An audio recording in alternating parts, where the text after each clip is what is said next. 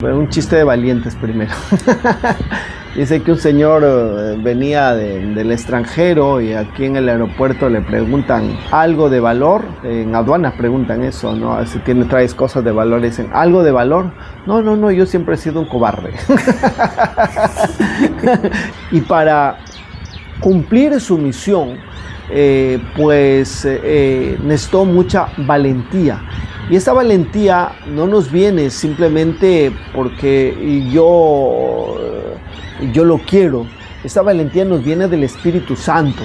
La vida no tiene ningún sentido. La vida sin Dios no tiene sentido. Y de chiquito mi familia quería que sea pastor. Y yo, como era tan pequeño, no entendía, decía de repente querrán que sea pastor alemán, ¿no? Ese desapego no es fácil, ¿no? O sea, dejar tu mundo, tu familia, tus amigos para entrar a un mundo nuevo. La lucha es parte de la vida.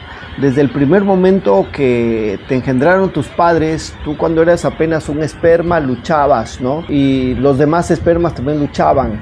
Pero tú fuiste el valiente y el fuerte, el triunfador que ingresaste en el óvulo. El gran problema de la educación actual es que...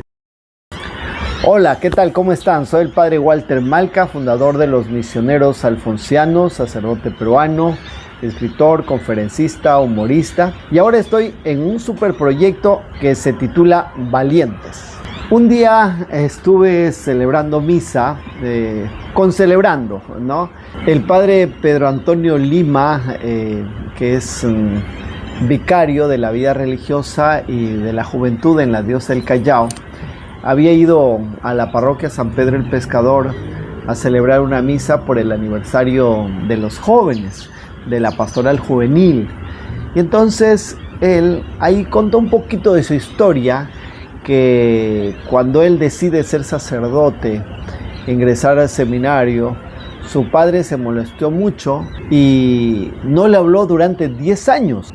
A mí me impactó muchísimo eso, porque yo ya conocía historias de seminaristas que cuando decidieron ingresar al seminario, sus padres se opusieron, su familia se pusieron literalmente, se vistieron de negro como un signo de luto. Entonces muchos chicos y chicas cuando quieren entrar al seminario, al convento, encuentran una barrera en su familia, pues ellos tienen que hacer malabares y tomar mucha valentía para superar esa barrera. Y por eso es donde me surge la idea de valientes, decidir por la vocación sacerdotal y religiosa. No es una cosa sencilla, es una cosa que para muchos a veces es hasta traumática para la familia y también para la misma persona, porque sufre, ¿no? Sufre al ver sufrir a su familia. Por eso surge la idea de hacer esta marca Valientes, que tendría su página web, todas las redes sociales, YouTube, Facebook, Instagram y todas las redes sociales, donde contemos historias de sacerdotes, religiosos, religiosas que valientemente dijeron sí al Señor. Ese es el origen de Valientes. Para mí tampoco no fue fácil esto. Como sabes, mi historia fue muy difícil, muy dura. Mi padre murió cuando yo tenía 20 días de nacido y como ya te he dicho que murió de susto porque nací, me vio, se asustó y murió. Entonces, mi mamá, en esos tiempos, en el pueblito donde yo vivía, que se llama Payac, en la provincia de San Miguel, departamento de Cajamarca, que en Perú, la iglesia católica no tenía presencia y se iban el sacerdote solamente se iba para la fiesta, a celebrar la misa. Recuerdo que una vez entré a una iglesia y me quedé sorprendido, pues haber un sacerdote yo nunca había visto, ¿no? O sea, y ahí es la primera vez que vi la imagen de un sacerdote. Entonces, pero había presencia de un grupo evangélico que se llaman los nazarenos. Y allá me llevaba, mi mamá se hizo nazarena y me llevaba a este grupo religioso, que creo que sí, conocí un poco a Jesús, pero de una manera distorsionada, porque hablaban del fin del mundo, presentaban a un Dios juez, castigador, que está ahí como que para mandarte al infierno, y eso creó mucha ansiedad en mi vida, me afectó psicológicamente, creo, esas ideas que me transmitieron, que hasta ahora todavía a veces de un modo inconsciente me afectaron. Por eso el tema de los evangélicos a mí me preocupa no tanto por su expansión, sino por el daño psicológico que muchos grupos hacen, ¿no? Entonces me crié en un área evangélico y de chiquito mi familia quería que sea pastor. Y yo, como era tan pequeño, no entendía, decía de repente querrán que sea pastor alemán, ¿no? Entonces, con mi familia, ya eso fue cuando estaba estudiando primaria, y cuando terminé la primaria y tenía que estudiar la secundaria, pasamos a un pueblo que se llama Pacanguilla, a 5 minutos de Chepén, al norte de Trujillo, a 2 horas de Trujillo.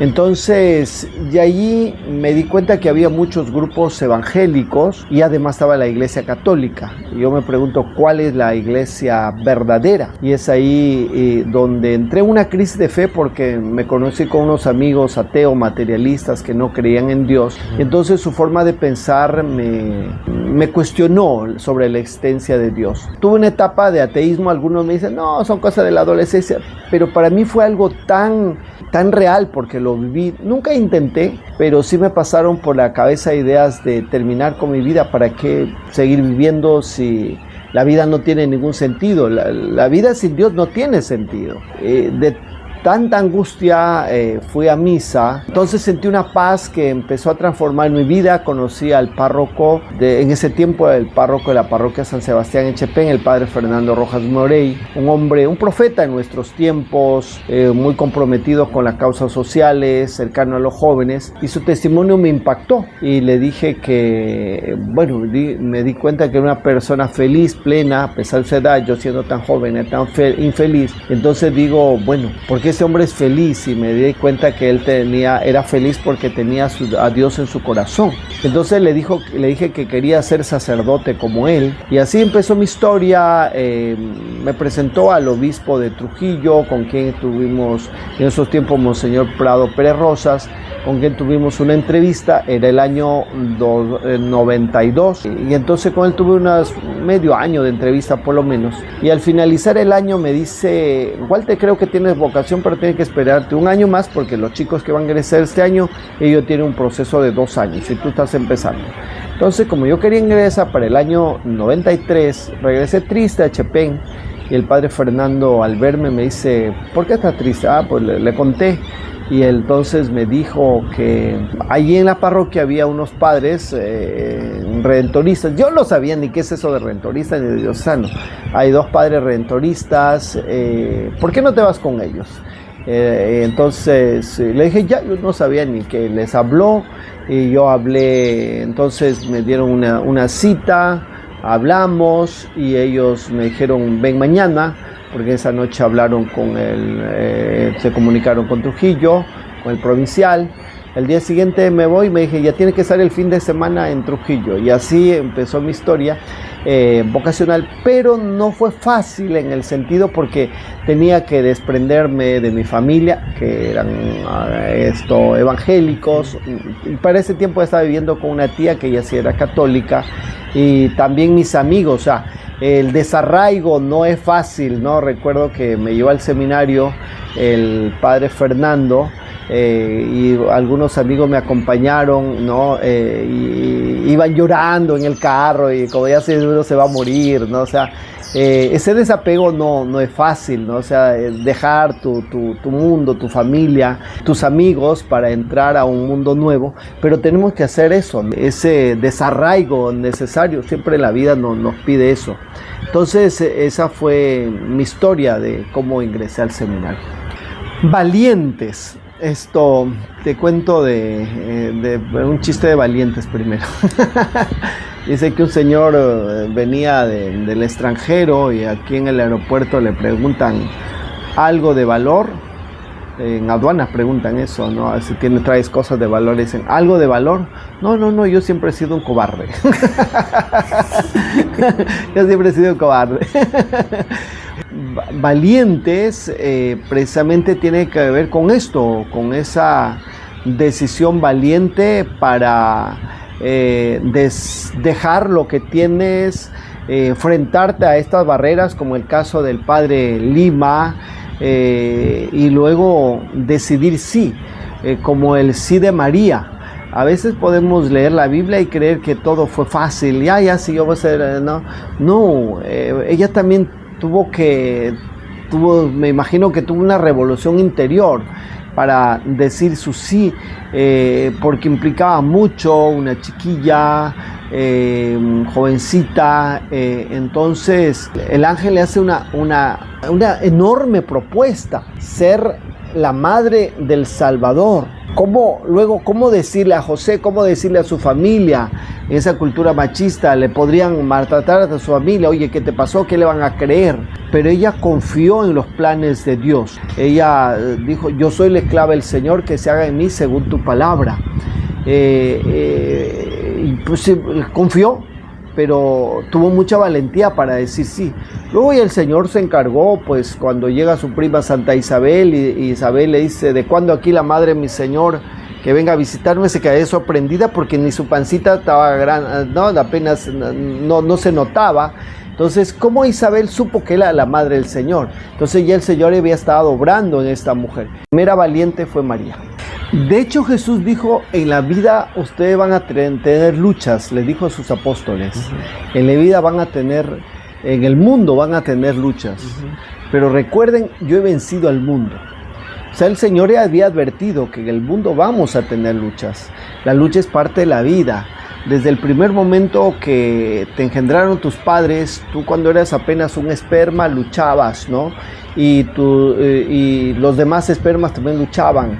Pero tú fuiste el valiente y el fuerte, el triunfador que ingresaste en el óvulo. Para mí, pensar en ese momento en que nos hicieron nuestros padres, nos engendraron nuestros padres, es un momento que debe darnos fuerza, que debe darnos valentía, a descubrir que somos campeones de la vida. Y con este triunfo inicial debemos enfrentar los demás problemas. Así como triunfé, hoy también voy a triunfar en el plano soteriológico, en el momento de la salvación final. Todo esto me parece que es como la garantía del gran triunfo que tendremos con Jesús al final de la existencia. De hecho, Jesús fue muy valiente. Si dije la primera valiente fue María, la primera valiente de la humanidad, el siguiente fue Jesús, ¿no? El hombre valiente. A veces podemos pensar que la vida de Jesús fue fácil. Dicen los psicólogos que Jesús tenía todas las condiciones para ser una persona depresiva, vivir angustiado, nervioso, pero no lo fue. Y si tú te das cuenta, primero la preocupación de María, ¿cómo lo digo? ¿Cómo lo cuento? Entonces, ¿qué emociones creó en ella? Y cómo también eso fue transmitido a su hijo. Ahora sabemos que la madre transmite sus emociones cuando está en el vientre de su madre a sus hijos. ¿Qué emociones fueron transmitidas hacia Jesús? Luego, ni bien nace, el niño es perseguido y se cría en un lugar en Egipto, un lugar que no es su patria, que no es su nación. Y podemos pensar en la psicología de las familias que viven en el exilio. No sabemos si tuvieron salvoconducto para ingresar, también ingresaron de ilegales a Egipto, tenían familiares o no tenían y tuvieron que empezar de cero, aprender el idioma y todo el tema de estar preocupado por la persecución. Oye, José, ¿dónde está el niño? No, los perseguidores no habrán llegado hasta acá. Entonces tuvieron razones suficientes para tener ansiedad, nerviosismo, que lo pasarían a un momento, ¿no? Y lo vemos claramente cuando Jesús se pierde. Tu padre y yo te hemos buscado angustiado, le dije a María. O sea, María y José fueron tan humanos que también se angustiaron, que también tuvieron nerviosismo. Entonces, la vida de Jesús no fue fácil. Fue una vida complicada, con conflictos, y cuando ya retornan allá a Tierra Santa, dice la palabra de Dios, que se quedaron en Nazaret por miedo a Arquelao, que reinaba en Judea, el sucesor de Herodes. Entonces se queda en Nazaret por miedo, por prevención, porque les puede pasar algo. Y Jesús, ni bien inicia su ministerio, allí con sus coterráneos, los nazarenos, cuando él predica ese discurso de que dice, ese discurso programático se llama, que dice: el Espíritu de Dios está sobre mí porque me ha ungido, me ha enviado. Bueno, y entonces, y él dice: hoy se cumple esta profecía. Y cuando él dice: hoy se cumple esta profecía, está diciendo: yo soy el Mesías. Y cuando dice eso, sus coterráneos lo llevan allá al borde del abismo y lo quieren desterrar. Lo quieren empujar. Pero dice que se abrió paso. Esa es una idea muy bonita, ¿no? Que se abra paso a pesar de las dificultades. Y así en varios momentos de su vida intentan asesinarlo y al final terminaron asesinándolo. Y para cumplir su misión, necesitó mucha valentía. Y esa valentía no nos viene simplemente porque yo lo quiero. Esa valentía nos viene del Espíritu Santo. Nosotros no podemos hacer nada, ¿no? Y la valentía, déjame decirte, Erickson, que no es la ausencia de miedo, porque hay gente: yo soy miedoso. La valentía no es la ausencia de miedo, todo el mundo tenemos miedo, ¿no? La valentía es la capacidad de sobreponerte al miedo. Pues tengo un muchacho me decía: ay, padre, pero si no funciona, entro al seminario. Mira, tú sabrás si sabes nada, aprendes a nadar o no aprendes, lanzándote al mar. No hay otra manera, o sea, tienes que lanzarte. Entonces, hay una historia que a mí me ayuda mucho siempre, de un perro que estaba muriéndose de sed. Y frente a él había un lago, y él se acercaba, y cuando se acercaba veía su imagen reflejada y creía que se frente a un perro, y retrocedía lleno de miedo. Y otra vez, y la misma dinámica, hasta que un campesino entendió lo que estaba pasando. Entonces toma en sus brazos al perro y lo lanza al mar, al lago, y al ver ya en el lago se esfumó su imagen y él pudo beber el agua, ¿no? Entonces tenemos que lanzarnos. No hay otra manera de saber si funciona o no funciona. Cuando me surgió la idea de fundar los misioneros alfonsianos, la verdad, pues yo entré a la congregación de los redentoristas a los 20 años y para ese tiempo, si mal no recuerdo, tenía 45 años. La primera vez que tomé el permiso.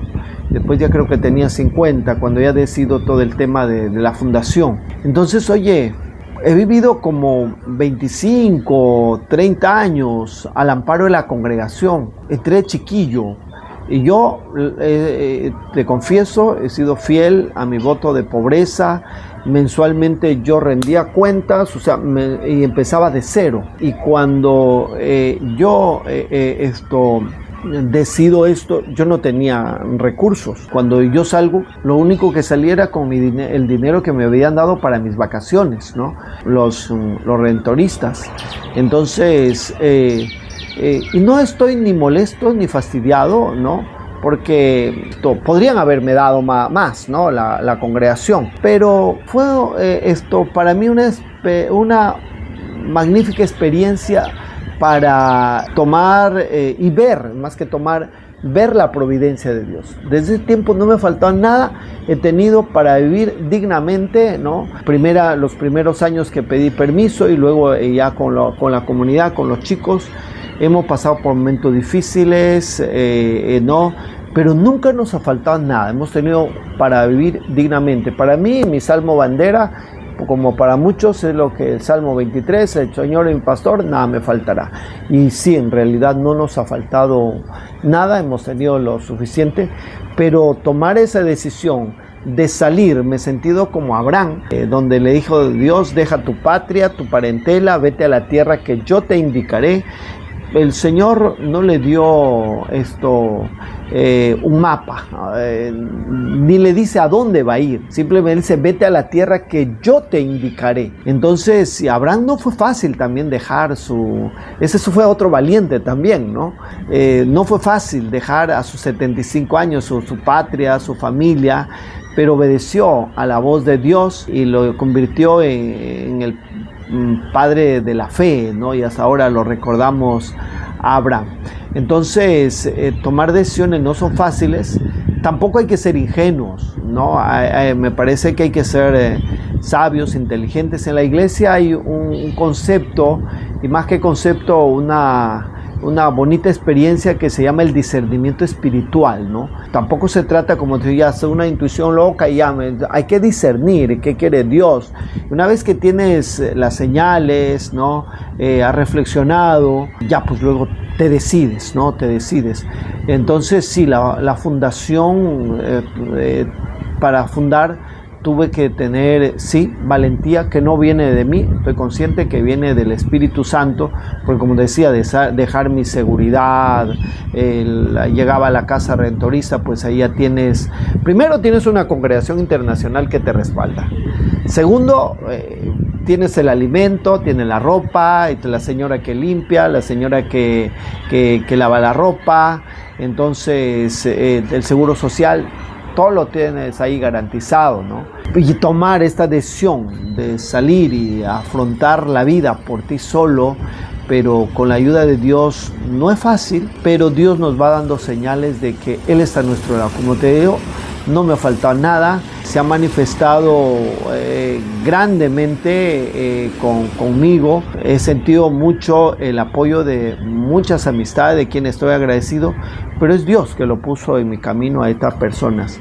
Si te contara experiencia de la providencia de Dios, terminaríamos en 3 meses en contarte, ¿no? El gran problema de la educación actual es que en lo posible se trata de evitar que el niño sufra. Tampoco se trata de hacerlo sufrir, pero la vida muchas veces nos presenta ante situaciones y precisamente esas situaciones duras hay que al niño, al joven, ayudarles a descubrir que pueden ser fuertes ante el dolor. Y es más, el dolor a veces nos hace fuertes. Mi historia, como sabes, no fue fácil. Ya te conté, mi padre murió cuando él tenía 20 días nacido. Criarse con el complejo del huérfano. Nunca nos faltó nada, pero hemos sido pobres, ¿no? Hemos sido pobres. Mi mamá tuvo que sacrificarse mucho para criarnos a 7 hijos. Yo tenía 20 días de nacido, mi hermana mayor tenía 11 años. Entonces, criar a 7 hijos no fue fácil, pero esa historia me ha fortalecido. Esa historia, si bien me ha marcado, pero me ha fortalecido. Entonces, hay que transmitir ese mensaje de que el dolor, el sufrimiento, cuando viene, no se trata de ser sadomasoquista, de ir buscar el dolor, el sufrimiento, sino cuando viene, pues descubrí que tenemos las fuerzas para superar y que ese dolor, ese sufrimiento nos puede fortalecer. En la Biblia hay muchas historias. Tienes a José, que fue vendido por sus hermanos y al final tiene un final feliz esta historia. A Job, a Jesucristo mismo, ¿no? Los profetas fueron gente que sufrieron. Entonces, el sufrimiento propiamente no es malo. Si nosotros los asumimos de la óptica de la fe y de la esperanza, puede ser algo bueno, puede construir nuestra fuerza interior. Hay una historia muy bonita de un hombre que se encontró con el capullo de una mariposa y lo lleva a su casa para ver cómo nace una mariposa. Siempre tenía la ilusión de ver cómo nace la mariposa. Lo lleva a su casa y entonces, y todos los días iba a ver ese capullo, hasta que un día se fue a verlo y se dio cuenta que en la parte superior había un pequeño orificio por el cual salían unas antenitas juguetonas. Entonces, y dentro un bicho se movía, hacía mucho esfuerzo para salir y apenas se rompía poco a poco ese capullo. Entonces el hombre, con buena intención, al ver el sufrimiento de la mariposa, el esfuerzo, queriendo ayudarla, se fue, trajo unas tijeras y le abrió el orificio y lo sacó. Entonces él esperaba emocionado para ver en qué momento levanta las alas la mariposa. Pero ese bicho simplemente daba círculos concéntricos. ¿Qué había pasado? Que el hombre le estropeó el plan a Dios o a la naturaleza, porque según dicen que la naturaleza, esos animalitos están diseñados precisamente eso, para que se esfuercen para romper esa caparazón, romper esa barrera, y en ese esfuerzo precisamente su cuerpo envía fluidos a las alas que le fortalecen, pero este hombre pues le dañó el proyecto. Entonces el sufrimiento de por sí pues puede hundirnos o puede levantarnos, puede darnos fuerzas, pero eso solamente se convertirá en una fuente de energía, una fuerza interior, cuando lo asumamos desde la óptica de la fe y de la esperanza. Ser valiente es una vocación. Creo que no es. Bueno, si tenemos vocación como un llamado, porque vocación viene de vocare, vocatio, de latín, que significa llamada. Entonces, etimológicamente podríamos decir que sí, que Dios nos llama a ser valientes, nos invita a ser valientes, ¿no? En ese sentido, sí podría ser de que si le tenemos la vocación como llamada a ser valientes, una invitación de Dios a ser valientes. Entonces, llamados a ser valientes. Dios nos llama, nos invita y quiere que todos sus hijos seamos valientes, ¿no? En ese sentido. En el otro sentido, a veces se entiende ya la vocación como una llamada al servicio, ¿no? Desde la vida sacerdotal, la vida religiosa, entonces, o una profesión. En ese sentido, pues no sería propiamente vocación, pero desde la raíz, desde el origen, sí es una vocación, una llamada de Dios a que seamos valientes. Y creo que el Señor nos llama, nos invita precisamente a eso, ser valiente, porque la vida se necesita mucha valentía, mucho coraje, ¿no? Para todo, para el matrimonio, para la vida sacerdotal, para la vida religiosa. Uno se encuentra a veces con situaciones duras, complicadas, difíciles. Yo como párroco, ¿no? A mí personalmente me cuesta a veces tomar decisiones duras, a veces que pueden, pero tengo que tomarlo, ¿no? Tengo que tomarlo porque soy el párroco y tengo que los otros se van a molestar. ¿Qué voy a hacer? Pero el Señor y el obispo me ha dado una responsabilidad y yo tengo que cumplir esa responsabilidad.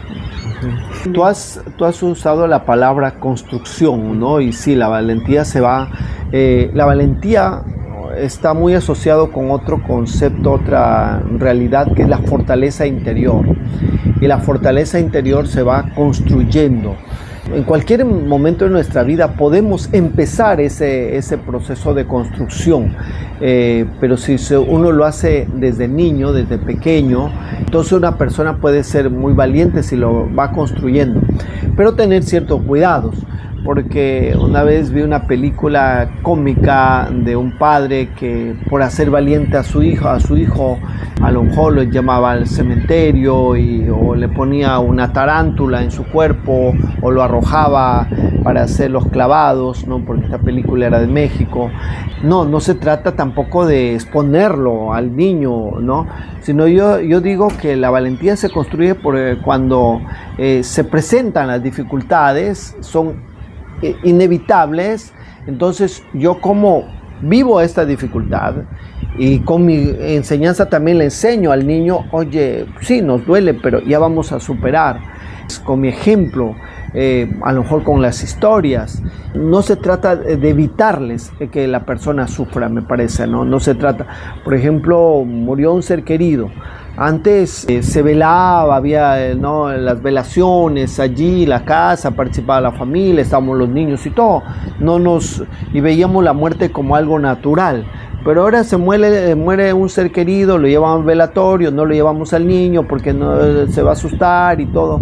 Yo creo que hay que enseñar, por ejemplo, el tema de la muerte como un proceso natural que a todos nos va a pasar, ¿no? Entonces, como te decía, no se trata de hacerle sufrir a la persona o al niño, sino que cuando vienen sufrimientos, hay que, primero, nosotros aprender a asumir con valentía, con coraje, a pesar de que nos duele, y hasta con nuestro mismo testimonio estamos dando el ejemplo a los pequeños, ¿no? Y luego también con nuestras palabras. Pero sí, la valentía se construye, lo mismo que la autoestima, todos estos valores que tenemos son temas que se construyen, y hay gente que a veces pues no ha construido y por eso tiene una debilidad interior, pero puede empezar también a reconstruir su autoestima y su valor, su fortaleza interior. En cualquier momento de la vida creo que podemos empezar a construir. Tú hablas de reto, más que reto quizás, primero hay que entender que este es un camino de gracia, no soy yo el que lo hago. Es Dios el que nos lleva, es Dios el que nos conduce. Entonces, tener una fe fuerte, una espiritualidad profunda de encuentro con el Señor. Y cuando hablo de encuentro no me imagino que lo vas a ver, que Jesús viene, te habla, no, de esas cosas. Hay gente que a veces ese tipo de visiones, audiciones, es fruto de su mente esquizofrénica, ¿no? No estoy negando la posibilidad, hay santos que han tenido esos encuentros con Dios, de que lo vieron a Jesús, a la Virgen, pero eso no es el fundamento de la vida. Para mí se trata de encontrarte con Cristo en los acontecimientos de la vida. Una vez un compañero mío, queriendo burlarse de mí, me dijo: Walter, ¿cierto que estás hablando con Dios? Sí, estoy hablando con Dios. Porque el que no habla con Dios no tiene derecho a hablar de Dios. Pero el tema es, cuando hablas con Dios, no me imagino de visiones y audiciones, sino hablas con Dios en la oración, hablas con Dios a través de su palabra, meditando su palabra, contemplando los acontecimientos de la vida. A mí me han pasado tantas cosas que, como te decía, he visto la providencia increíble de Dios. Por ejemplo, el tema de dinero. Una vez estamos para terminar una capilla, que estamos haciendo el techo, y el presupuesto era 45,000 y nos faltaba 3,000 soles, y ya no, habíamos hecho mucha actividad y la gente estaba muy cansada, y la señora que contaba la colecta se acerca a su padre, que no sabe qué ha pasado. Me muestra un sobre que habían puesto a alguien en la colecta y eran los 3,000 soles que necesitábamos. O sea, el Señor y pastor, nada me faltará, ¿no? En Piura, cuando estaba construyendo la oficina de la primera oficina de la pastoral vocacional, de la obra vocacional, el padre Argimiro me dice: Walter, faltan 900 soles para terminar la obra. Yo me hice el sonso en la mañana. Entonces, y después del desayuno, eso me dijo una señora, se fue a verme, habló conmigo, y al final se fue y me dice: padre, le dejo este sobrecito para sus obras. Y yo pensé que eran 50, 100 soles. Cuando lo abro eran $300, la cantidad que necesitabas. Y de casos de esos tengo por montones, ¿no? Por eso yo no me veo preocupado por el tema económico, porque sé que el Señor provee, sabe lo que necesitamos, ¿no? Entonces, en eso, contemplar, ver los signos de Dios, entonces, eso es lo que nos fortalece, ¿no? No son mis méritos. La valentía del cristiano, del religioso, no es una valentía que brota de sus propios méritos, sino es un don, un regalo de Dios, pero que se va construyendo, y uno es pues receptivo a ese don, a ese regalo, ¿no? Entonces Dios nos da la valentía, es el Señor el que nos conduce, y eso. Entonces, por eso es necesario, como te decía, tener una profunda espiritualidad, una fe que nos ayuda a entender que Dios está con nosotros en las buenas y en las malas, y que nunca nos abandona. Cuando uno tiene esa convicción, esa seguridad de que Dios está contigo, entonces, como decía San Pablo, si Dios está con nosotros, ¿quién contra nosotros, no? Una de las convicciones que, por ejemplo, el proyecto de los alfonsianos, si este es un proyecto de Dios, nadie ni nada lo va a parar. porque hay gente que a veces nos han atacado, nos han hecho cosas, pero al final de cuentas Dios, el proyecto ha seguido adelante, ¿no? Entonces todo eso me ayuda a entender de que esta es una cosa de Dios, ¿no? Entonces cuando tú vives desde tu originalidad, también es muy importante ser original. Yo nunca he sido sobón de los superiores, no me ha gustado andar franeleando detrás para ganarme un favor. He hecho lo que se me ha dicho, ¿no? El voto de obediencia y todo, pero no por agradar a nadie, sino porque quiero hacerlo, porque ese es mi compromiso y porque quiero servir a Dios, ¿no? Entonces el ser original, el no callarse.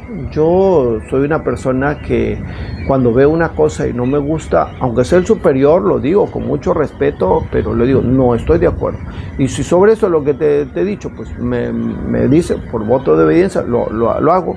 Pero creo que debemos hablar, tenemos que exteriorizar, tenemos que decir, porque si no se queda ahí ese resentimiento y esa cosa, entonces ya la verdad pues yo no soy una persona que ando con resentimiento que me quitaré en energía y necesito justamente energía para hacer las obras. Entonces la clave me parece es fe, espiritualidad, que se nutre del encuentro con Dios. Y precisamente eso te da valentía para decir las cosas, ¿no? La capacidad de ser originales, ¿no? Porque está uno por acá, yo ahora estoy por el otro, ¿no? Si las cosas, no, yo las digo con mucho respeto. Creo que soy una persona sincera y cuando tengo que decir las cosas, las digo como te decía, hasta el mismo superior, con todo respeto, ¿no? Y luego ya pues se tomará las decisiones, ¿no? Entonces creo que eso es lo que me ha salvado mi vocación, el hecho de ser una persona transparente. La fe, o sea, es la fe, porque no puedo ser valiente si no tengo fe. Si no estoy convencido que esto va a funcionar. Una fe humana de creer que este proyecto sí va a funcionar, ¿no? Entonces yo, o una fe ya más teológica, ¿no? Entonces la fe es lo que nos hace valientes. Para Jesús, para afrontar la cruz, si no tenía fe, es imposible que uno pueda, ¿no? Entonces él estaba convencido, sabía que era su misión. La fe es una fuerza increíble. Lamentablemente el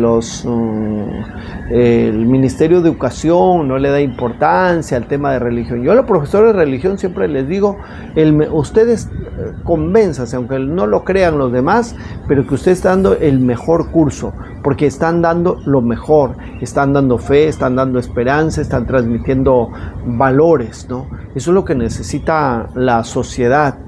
Entonces, lamentablemente, pues se está relegando la fe a veces a lo privado, se está quitando, ¿no? Y la fe es una fuerza. Por ejemplo, en el plano de la educación, la literatura, la matemática, todo eso es importante, las ciencias, pero puede ser un gran científico sin valores éticos, un gran científico que termina suicidándose porque no tiene esa fortaleza interior. ¿De qué sirvió, no?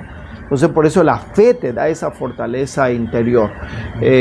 Primero la fe definitivamente para que tengamos valor, coraje.